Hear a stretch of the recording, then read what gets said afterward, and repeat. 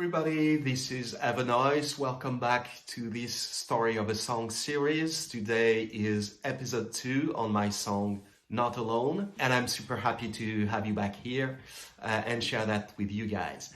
Now, in this second episode, I'd like to share with you a couple of things about some funny little secrets which are buried in that song, just like some are in many of my songs. But if you know they're there, maybe you can hear them.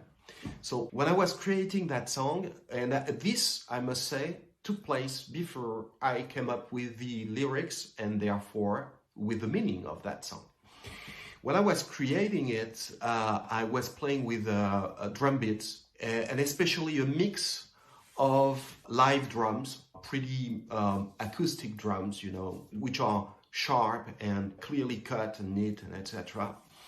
And electronic beats, which I would use mostly, not only, but mostly for percussive effects, percussions, things like that, and which are, as most of electronic drums are usually, they are what we call more dirty, kind of. There are more effects on the drums. The sound is on purpose less pure. There is some distortion on it, or you name it. Lots of things that musicians come up with when they do their thing, kind of, which they love to do. And so I had that, and I was playing with that. And one thing I wanted was to have something a bit more weird or dirty on the acoustic drums, the ones that form the backbone of the song. But not all the time, I mean, otherwise you get bored. So I said to myself, well, in this one, it's gonna be in the verse. Why? Just don't ask me why. I just thought it was what it would have to be.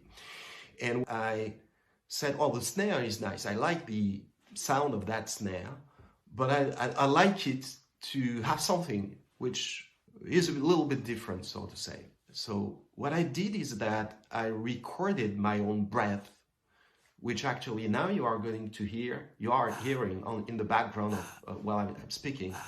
I recorded my own breath at the exact same beat, tempo, and rhythm as the snare on that verse. And then I mixed the two.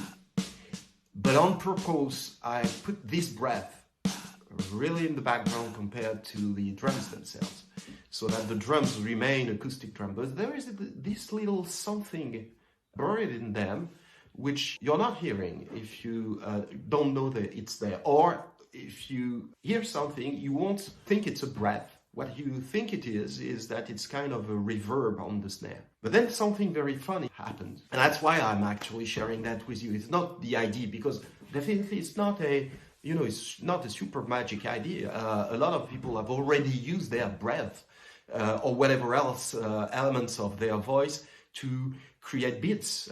It's the basic of any beatbox. But anyways, what is really more interesting is that later on, and totally separately from that, I came up with the lyrics and especially the meaning of that song, which is, as I was describing in the first episode, about overcoming very difficult events in life and not being alone to do that. Or more importantly, being someone at some point who is helping someone else to overcome something very difficult, which is much more powerful as a feeling, I think. So I found out the way I should sing that song in the verses. It's different in the choruses, but in the verses should convey an element of effort, like, you're out of breath, kind of.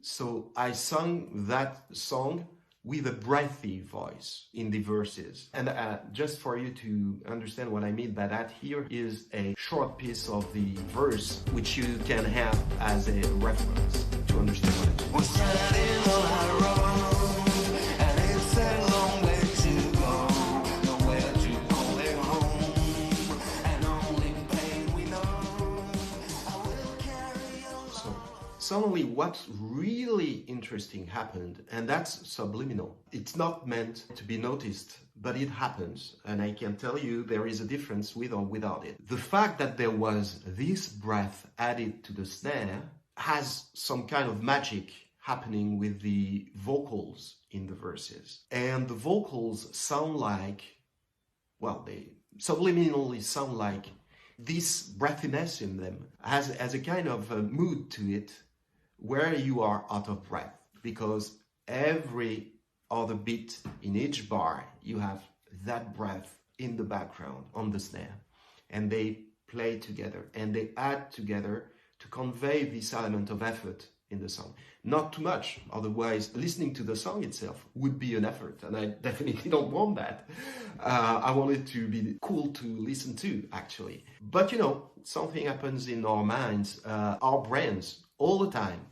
They notice things which we don't consciously notice. And probably this is what is happening in these verses with all these things. And as most of the time, the way it happens to me is that I discover that just by chance. I don't have any preconceived idea about what I would want to achieve. It's just happening the way it happens, and I discover that after the fact. So what I'm telling you is something I understood after the facts rather than actually really create on purpose. Anyways, it was a lot of fun to share this with you. I'm super happy to do these kinds of little videos, and I hope you have enjoyed it. If you want to watch more, you have plenty of stuff on my YouTube channel, both my official videos with or without lyrics, or you have snippets, or you have these kinds of episodes where I give you little stories about each song, etc. So you can go there and watch whatever you want if you want to do that. But in any case, I was super happy and very much enjoying sharing this episode with you. I love that, and I love the kind of comments I've received on these on socials or whatever. If you also want to follow me on socials, that's very easy to do. It's at EverNoize on each and every of them. Just type that, look for me, and you'll find me without any problem. Again, I hope everyone is safe and good. I hope you have a good time, no matter what the circumstances are. And I hope to see you soon in another episode.